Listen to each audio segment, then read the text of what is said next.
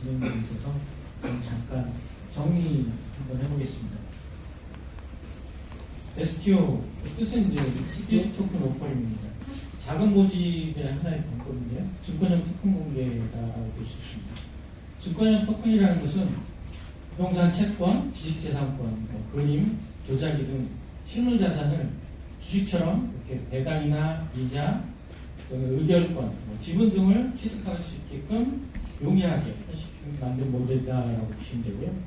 실제 발행 주체 입장에서는 그동안에 보여주는 것이 없이 그냥 이렇게 시장에서 모집을 했다 그러면 실물자산이나 회사 가치 등을 뒷배경으로 갖고 있기 때문에 좀 더 자금 조달이 용이하다고 볼 수 있는 거고요. 또 토큰 보유자 입장에서는 내가 쉽게 취득할 수 없는 자산들을 좀 시장에서 좀 쉽게 살 수 있다는 장점을 가지고 있습니다.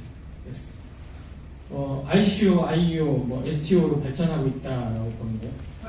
사실 2018년도가 ICO 시장, 암호화폐 시장이 전체적으로 죽으면서 ICO 시장도 그렇고 2018년 초기에는 아마 ICO 시장이 굉장히 활성화되어 있었는데 하반기 되면서 굉장히 많이 죽었다고 볼 수 있습니다. 그래서 이제 IEO 시장, 기존에 검증되지 않았던 또 사기니 스캠이니 아무래도 거래소에 상장되지 않으면 계속 스캠설에 시달리게 되는 거죠.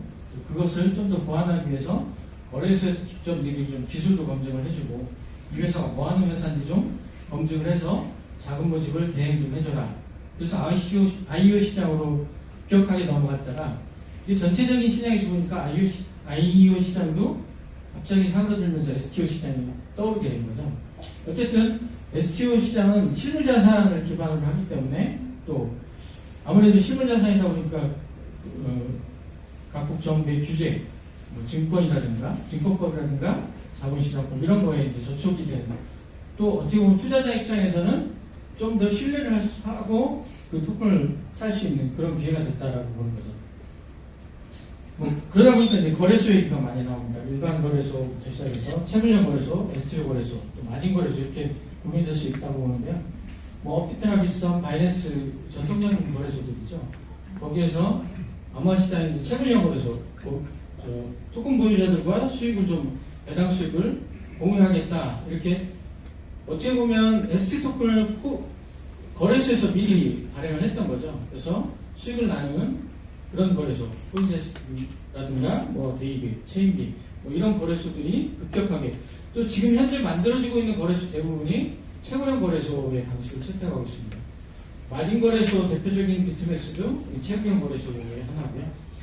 또 최근에 이제 STO 거래소가 많이 뜨다 보니까 이제 실물 경제에 와야 되니까 이제 증권감독원이나 금융감독원 이런 데 허가받은 코인베이스나 비트맥스 어떻게 보면 대체 투자가 가능한 라이센스를 취득해서 모집을 대행하는 그들과 협력하고 합자 형태로 많이 진출을 하고 있는데 빗썸 같은 걸 보면은 잘 보실 것 같아요. 미국의 STO 거래소를 표방하고 나섰죠. 시리즈원하고 합자해서. 근데 빗썸이 어쨌든 우리나라 거래소의 방향을 보여주는 점에서는 굉장히 좋은 가능성을 가지고 있다고 봅니다. 또 마진 거래소 지금 비트맥스나 드리비시나 또 최근에 비트7인가 또 있었는데요. 대부분의 이 마진 거래소가 유저가 확보된, 그러니까 사는 사람과 파는 사람이 반드시 있어야지만 거래가 되는 거에 비해서 저희 이제 퍼카우라고 새로 이렇게 한번 서치를 해보다 보니까 그 유저 없이 그냥 MT4 혹시 FX 선물 거래 마진 거래 해보신 분들은 알겠지만 MT4 방식은 내가 파는 사람 사는 사람 없이 그냥 던져버리면 시장에 사주잖아요. 그것처럼 MT4를 활용한 거래소가 있어서 한번 넣어봤습니다. 네. 정부에서는 계속 블록체인 시장을 육성하겠다. 그러면서 암호화폐는 나오지 마라. 그래서 프라이빗만 얘기를 하고 있는 거죠. 암호화폐가 나오게 된 배경이 결국은 탈중앙화. 이 중앙화된 시스템의 문제점으로 인해서 나오게 된 건데 계속 니들은 속에서 니들 기업 안에서만 써라 하고 프라이빗만 강조한다는 거죠. 실제는 퍼블릭이 굉장히 중요한 부분이죠.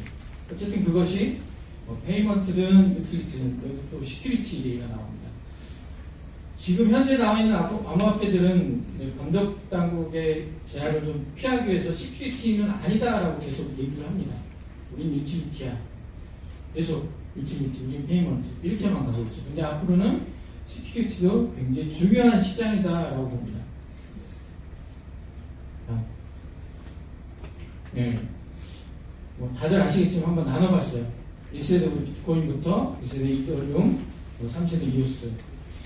페이먼트 시장에서 플랫폼 시대로 넘어왔죠. 이더리움이 나오면서. 그래서 중국의 네오 퀀텀, 또 한국의 아이콘.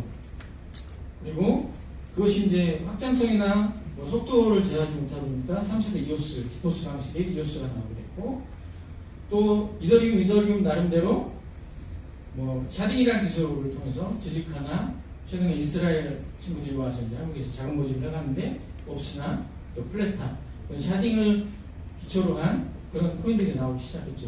제가 이렇게 보여드렸던 것들은 거의 시장에서 뭐 한 100배 정도 수익은 줬던 코인들입니다.